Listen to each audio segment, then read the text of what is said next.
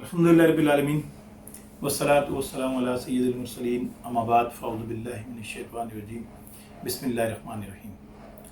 मुअज़्ज़िज़ नाज़रीन, आज हम आपके सामने पेंडुलम डाउजिंग के एक बुनियादी किस्म की वीडियो पेश करेंगे, जिसमें पेंडुलम डाउजिंग सीखने वाले शायकीन के लिए इंतहाई बुनियादी किस्म की मालूमात फ़राहम की जाएंगी। इसमें आपको चंद अहम चीज़ें जो बताई जाएंगी कि पेंडुलम डाउजिंग क्या चीज़ होती है, पेंडुलम डाउजिंग किन किन औज़ारों से की जा सकती है, पेंडुलम डाउजिंग कौन लोग करेंगे और पेंडुलम डाउजिंग कैसे होती है। तो सबसे पहले पेंडुलम डाउजिंग के बारे में मैं आपको बताता हूँ कि ये एक ऐसा तरीका है कि जिसे दुनिया भर में लोग कसौटी के तौर पर इस्तेमाल करते हैं। यानी आपने किसी भी सवाल का जवाब लेना है हाँ या ना में, या आपके पास बहुत सारे ऑप्शन हैं, उसमें से आपने कोई एक ऑप्शन चुनना है या कोई एक चीज़ पसंद करनी है, तो उसके लिए आप पेंडुलम डाउजिंग इस्तेमाल करते हैं। ये इसका एक बुनियादी तारुफ है। ज़माने कदीम से सूफिया कराम, उलमा कराम जो है अपनी डाउजिंग के लिए तस्बीह का इस्तेमाल बकसरत करते हैं, और इसका इस्तेमाल आज भी उलमा कराम और सूफिया कराम कर रहे हैं। ट्रायंगल का इस्तेमाल जो है एज ए डाउजिंग इक्विपमेंट ज़्यादातर ज़मीनी मालूमात या ज़मीन के नीचे पानी की तलाश और ज़मीन के नीचे दीगर मादनियात की तलाश के लिए इस्तेमाल होता है। इसके अलावा ये कॉपर रॉड में बना हुआ है, इसकी लेंथ 14 इंच है। इसके अलावा लोग जो इस्तेमाल करते हैं वो लकड़ी के तिकोन जो है, डंडियाँ जो हैं, उसको भी इस्तेमाल करते हैं।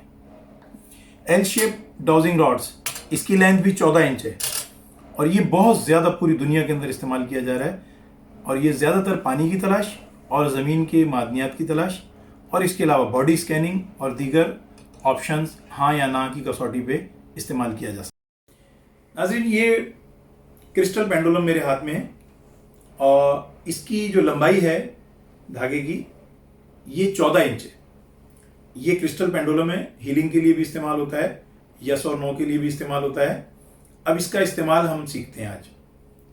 अब आप पहली दफ़ा अगर इसको पकड़ रहे हैं तो आप इसको सबसे पहले जो इससे सवाल करेंगे, पेंडुलम याद रखें सुनता भी है, समझता भी है और कंप्यूटर से ज़्यादा ज़हीन है, कंप्यूटर से ज़्यादा परफेक्ट है, और ये स्कैनिंग भी करता है आपकी बॉडी को।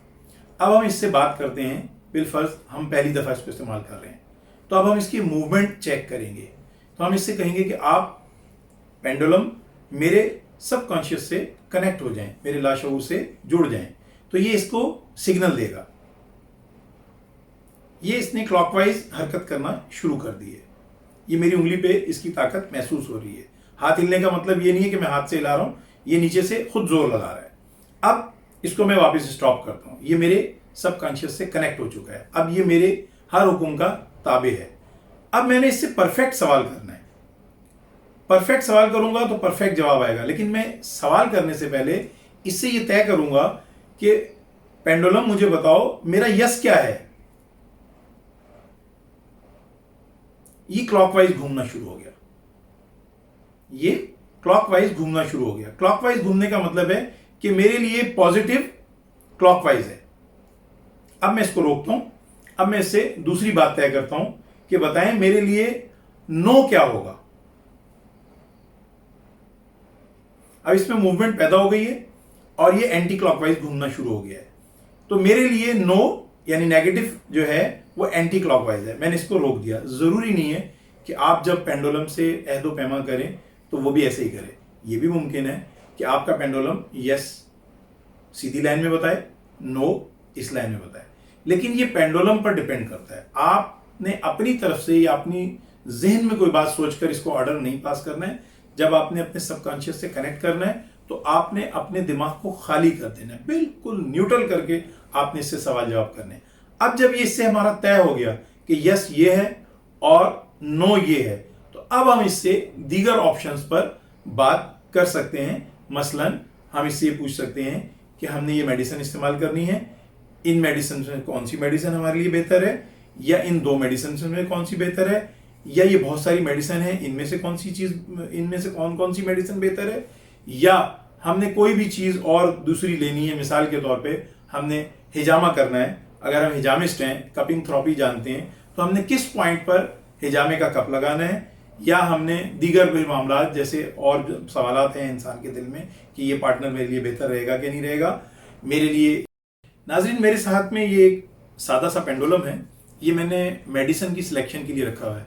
अब आपको समझाने के लिए मैंने एक बायोकेमिक टिश्यू सॉल्ट्स का चार्ट बनाया है जिसमें 12 मेडिसिन होती हैं। जो होम्योपैथिक डॉक्टर हैं वो इस बात को समझते हैं, ज़रूरी नहीं कि इसमें होम्योपैथिक डॉक्टर ही काम करे, एलोपैथिक भी कर सकता है, तबीब भी कर सकता है। मैंने बायोकेमिक की चार्ट समझाने के लिए बनाई है जिसमें 12 मेडिसिन है। अब मैं उन 12 मेडिसिन को कैसे सिलेक्ट करता हूं ये आप देखें। नाज़रीन, ये आपके सामने बायोकेमिक चार्ट्स है। होम्योपैथिक डॉक्टर्स को मालूम है कि बायोकेमिक में हम टोटल 12 सॉल्ट इस्तेमाल करते हैं। ये 12 सॉल्ट्स को मैंने दो ट्रायंगल्स के अंदर तकसीम कर दिया। एक ट्रायंगल में 6 मेडिसिन, एक ट्रायंगल में 6 मेडिसिन। अब ये इसके डेज हैं कि कितने दिन ये इस्तेमाल होगी। इसी तरीके से ये इसके टाइम है कि दिन में 1 दफ़ा, 2 दफ़ा, 3 दफ़ा, 4 दफ़ा, कितनी दफ़ा ये मेडिसिन इस्तेमाल होगी। इसी तरीके से ये इसकी पोटेंसियाँ हैं 3x, 6x, 12x, 30x, 200x, और ये 30 से लेके cm तक की इसकी पोटेंसियाँ हैं। अब हमारे पास एक पेशेंट आता है, अब हमने उस पेशेंट को मेडिसिन देनी है। सबसे पहले हम अपना जो मेडिसिन के लिए हमने सिलेक्ट किया हुआ है, ये हमारा पेंडुलम है। इसकी लंबाई भी वही 14 इंच है, याद रहे। इसको भी हम उसी तरीके से सबसे पहले अपने सबकॉन्शियस से कनेक्ट करेंगे। जब हमने सबकॉन्शियस से कनेक्ट कर लिया, अब इसको हमने रोक लिया। अब हम क्या करेंगे कि जो मरीज है उसको बोलेंगे कि इसको आप 1 दफ़ा पकड़ लें, वो 1 दफ़ा इसको पकड़ लेगा। अब ये हमने इसको इसके सबकॉन्शियस से भी कनेक्ट कर दिया। अब ये इसने बॉडी उसकी पूरी स्कैन कर ली। अब हम इस पेंडुलम को इस ट्रायंगल में लेके जाएंगे कि जो मरीज है उसकी दवा इसके अंदर मौजूद है। यस, इसके अंदर मौजूद है। अब इस पे लेके जाएंगे, क्या इसमें भी मौजूद है? नो, इसमें मौजूद नहीं है। अब अगर इसमें मौजूद है तो आया ये 6 मेडिसिन है, क्या वो इस कोने पर मौजूद है?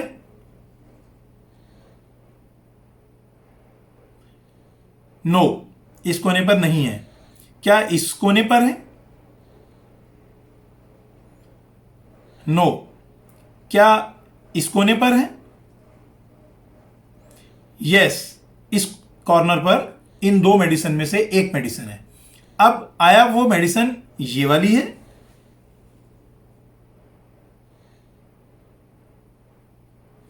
यस, यानी मैकफॉस इसकी पेशेंट की मेडिसिन है। अब मैकफॉस के अंदर हमने ये सिलेक्ट करना है कि इसकी मेडिसिन कौन सी पोटेंसी में इस्तेमाल होगी। आया 3x होगी? नो। आया 6x होगी? नो। आया 12x होगी? नो। आया 30x होगी? यस। अब अगर 30x मेडिसिन इसके अंदर इस्तेमाल होगी तो वो दिन में हमने कितनी दफा लेनी होगी? 1 दफा?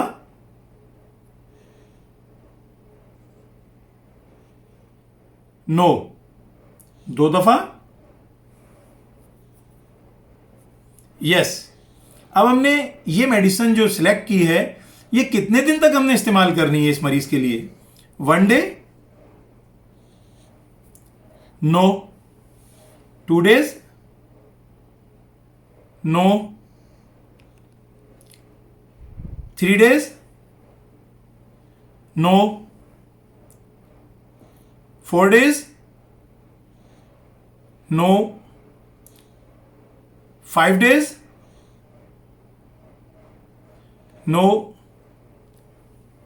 6 डेज? नो। 7 डेज? यस। अब आप इस चार्ट को अपने जहन से भी बना सकते हैं। जैसे मैंने 1 डेज लिखा तो आप 1 वीक भी लिख सकते हैं, 2 वीक भी लिख सकते हैं, 3 वीक भी लिख सकते हैं, 1 मंथ भी लिख सकते हैं। क्रोनिक डिजीज के लिए अलहदा चार्ट बना सकते हैं, एक्यूट डिजीज के लिए अलहदा चार्ट बना सकते हैं। होम्योपैथिक लोग अपनी मर्जी से बना सकते हैं, तबीब अपनी मर्जी से चार्ट बना सकते हैं, और एलोपैथिक वाले जो हैं वो अपनी मर्जी से बना सकते हैं। इसी तरह लेबॉर्ट्रीज वाले जो हैं वो अपनी मिजाज से बना सकते हैं। अब यहाँ समझाना मकसूद मेडिसिन का ही सिर्फ नहीं था, समझाना मकसूद ये था कि पेंडुलम के इस्तेमाल किस तरीके से किया जाता है। यकीनन हर टॉपिक के लिए एक लेक्चर अलहदा चाहिए। तो इसी तरीके से हम हिजामे के पॉइंट भी इसी चार्ट के जरिए हासिल कर सकते हैं। नाज़रीन, मैंने इस चंद मिनट की वीडियो में आपको पेंडुलम डाउजिंग के बारे में भरपूर मालूमात देने की कोशिश की है और बताने की कोशिश की है कि पेंडुलम डाउजिंग क्या होती है और किन लोग के लिए ये फ़ायदेमंद है, कौन लोग इसको इस्तेमाल कर सकते हैं, क्या फ़ायदे उठा सकते हैं। इसके अलावा डाउजिंग में जो दीगर इक्विपमेंट्स हैं जैसे एल शेप रॉड्स वगैरह है, इनका इस्तेमाल भी बताने की कोशिश की है। फिर भी अगर कोई सवाल आपके जहन में हो तो आप मुझसे इनबॉक्स में सवाल कर सकते हैं। नेक्स्ट वीडियो तक के लिए मुझे इजाज़त दीजिए। अस्सलाम वालेकुम।